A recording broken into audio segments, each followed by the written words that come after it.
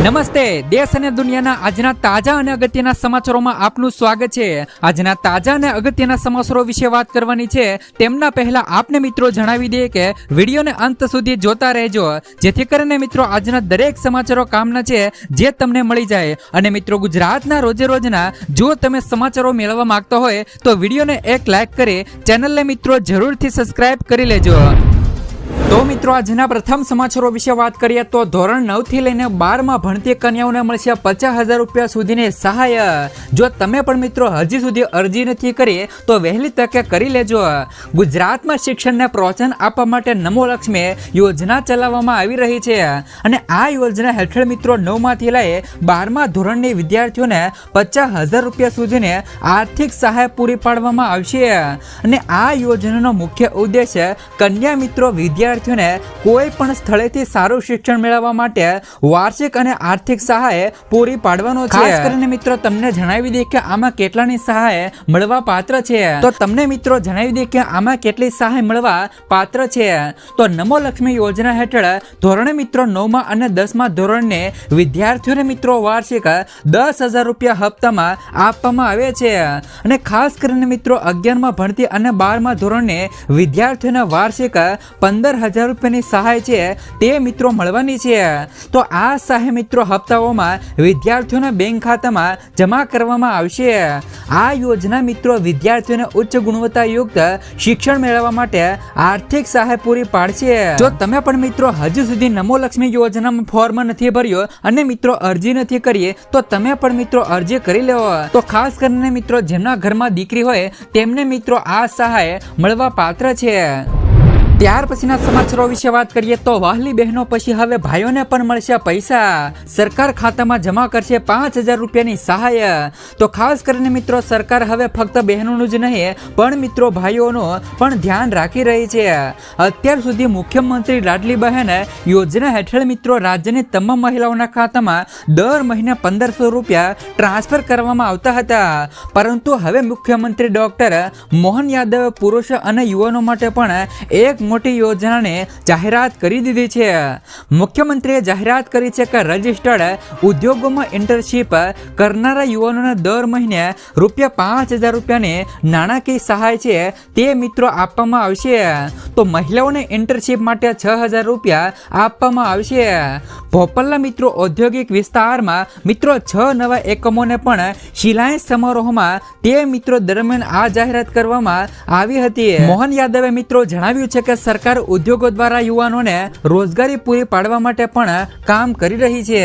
તેમણે કહ્યું કે મિત્રો રાજ્ય સરકાર ઈચ્છે છે કે તેઓ મિત્રો અભ્યાસની સાથે સાથે અનુભવ પણ મિત્રો મેળવે છે, એટલા માટે તેમને ઇન્ટર્નશીપ દરમિયાન પણ મિત્રો સીધી નાણાકીય સહાય આપવામાં આવશે।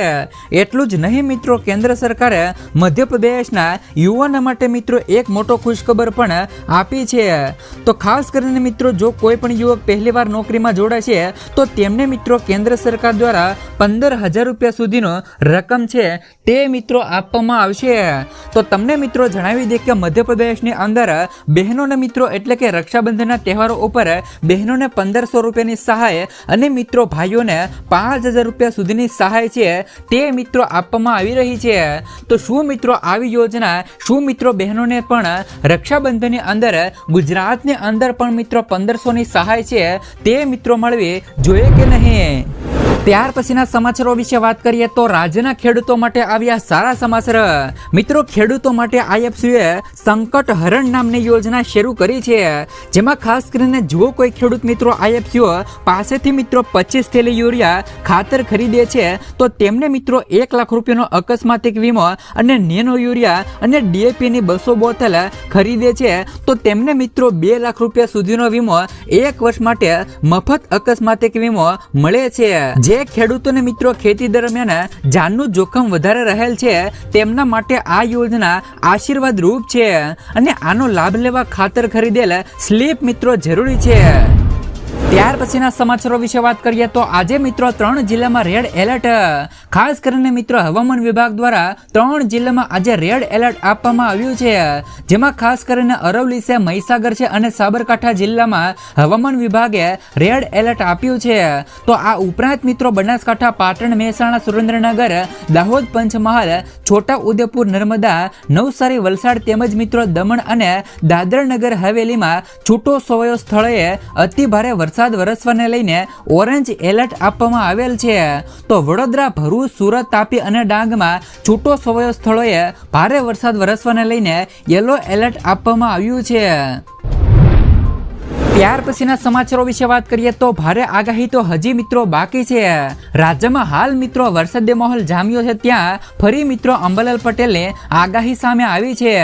અંબાલાલ પટેલે 29 જુલાઈ સુધી રાજ્યમાં ઉત્તર, મધ્ય, દક્ષિણ અને સૌરાષ્ટ્ર કચ્છના ભાગોમાં ભારે વરસાદને લઈને મિત્રો આગાહી કરી છે.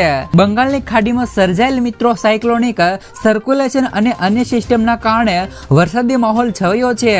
તો ઓગસ્ટમાં મિત્રો 6 થી લઈ 10 અને મિત્રો 18 થી લઈ 21 તારીખે ભારેથી લઈ અતિ ભારે વરસાદ વરસવાને લઈને તેમજ મિત્રો 3 સપ્ટેમ્બરના રોજ પણ ભારે વરસાદ વરસવાને લઈને આગાહી કરવામાં આવી છે. ત્યાર પછીના સમાચારો વિશે વાત કરીએ તો ડાયમંડ બુર્સને ધમધમતું કરવા હર્ષ સંઘવીને અધ્યક્ષતામાં બેઠક મળી. તો ડાયમંડ બુર્સને મિત્રો ધમધમતું કરવા ગૃહમંત્રી હર્ષ સંઘવીને અધ્યક્ષતામાં બેઠક મળી હતી. પહેલી વાર મિત્રો માત્ર જૈન વેપારીઓ સાથે મીટિંગ થઈ હતી. તો મિત્રો ખાસ કરીને મહીધર પુરાના તમામ વેપારીઓ 21 જાન્યુઆરી 2026 સુધીમાં બુર્સમાં શિફ્ટ થઈ અને ફર્નિચરનું કામ શરૂ કરવાનો નિર્ણય લેવામાં આવ્યો છે. ઉદ્ઘાટનના મિત્રો 19 મહિના પછી માત્ર 100 ઓફિસો કાર્યરત થઈ છે. હવે મિત્રો મંગળવારે જૈન સૌરાષ્ટ્રીયન વેપારીઓને પણ મિત્રો સંયુક્ત બેઠક મળવાની છે. ત્યાર પછીના સમાચારો વિશે વાત કરીએ તો ખેડાના 10 ગામનો સંપર્ક તૂટ્યો. ખેડાના મિત્રો કપડવંજના રાજપુર શિહોરા પાસે મિત્રો વાત્રક નદીના પાણી ફરી વળતા 10 ગ્રામનો સંપર્ક તૂટ્યો છે. કપડવંજ તાલુકાના રાજપુર શિહોરા ગામ પાસે મિત્રો વાત્રક નદીમાં પાણીનું સ્તર વધવાને કારણે મિત્રો ગરનાળું સંપૂર્ણપણે પાણીમાં ગરકાવ થયું છે. તો આ ગરનાળા પર મિત્રો પાણી ફરી વળતા રસ્તો હાલ મિત્રો અત્યારે બંધ કરાતા શિહોરા અને મિત્રો અમિયાપુર, આંબલિયારા અને તેનપુર અને મિત્રો રોજડ એમ કુલ મિત્રો 10 ગામ સંપર્ક વિહોણા બન્યા છે. ત્યાર પછીના સમાચારો વિશે વાત કરીએ તો ભારે વરસાદને લઈને સીએમની બેઠક. રાજ્યમાં પડી રહેલા ભારે વરસાદને પગલે સીએમ ભૂપેન્દ્ર પટેલે સ્ટેટ ઇમરજન્સી કંટ્રોલ રૂમ પરથી મિત્રો વરસાદની પરિસ્થિતિને માહિતી મેળવી હતી. સુરેન્દ્રનગર, પાટણ, અરવલ્લી, અમદાવાદ, મહેસાણા, બનાસકાંઠા, સાબરકાંઠા અને ખેડાના જિલ્લા કલેક્ટરો સાથે ટેલિફોનિક વાતચીત કરીને તેમના જિલ્લામાં વરસાદને કારણે સર્જાયેલી મિત્રો સ્થિતિની જાણકારી લીધી હતી. ત્યાર પછીના સમાચારો વિશે વાત કરીએ તો રેશન કાર્ડ ધારકોને ફાયદો. રેશન કાર્ડ ઉપર મળશે મફત અનાજની સાથે 8 મોટા લાભો. શું મિત્રો તમને પણ આ 8 લાભો મળે છે કે નહીં? નીચે મિત્રો કોમેન્ટ બોક્સમાં જણાવજો. રેશન કાર્ડ ધારકો માટે સારા સમાચારો આવ્યા છે કે હવેથી મિત્રો રેશન કાર્ડ ઉપર 8 ફાયદા મળવાના છે. સરકારે મિત્રો આ નિયમોમાં ફેરફાર કર્યો છે. મિત્રો ભારત સરકારમાં કેન્દ્ર સરકાર અને રાજ્ય સરકાર દ્વારા ઘણી બધી એવી ફાયદાકારક યોજનાઓ ચલાવવામાં આવે છે. જે લોકો ગરીબી રેખા હેઠળ આવતા હોય તો તેમને સરકાર દ્વારા રેશન આપવામાં આવે છે. પરંતુ ગરીબીને દર્શાવવા માટે ખૂબ જ અગત્યનું ડોક્યુમેન્ટ એટલે કે મિત્રો રેશન કાર્ડ છે. જૂન 2025 થી મિત્રો ઘણા બધા એવા લાભો છે તે મિત્રો રેશન કાર્ડ ધારકોને મળવા છે. મિત્રો જૂન અને જુલાઈ 2025 થી ઘણા બધા એપીએલ અને બીપીએલ પીળા ગુલાબી રેશન કાર્ડ ઉપર 8 નવા લાભો આપવાની જાહેરાતો કરવામાં આવી છે. જેમાં રેશન કાર્ડ ધારકોને 1 જુલાઈ 2025 થી આ લાભો મળવાનું શરૂ થઈ ગયું છે.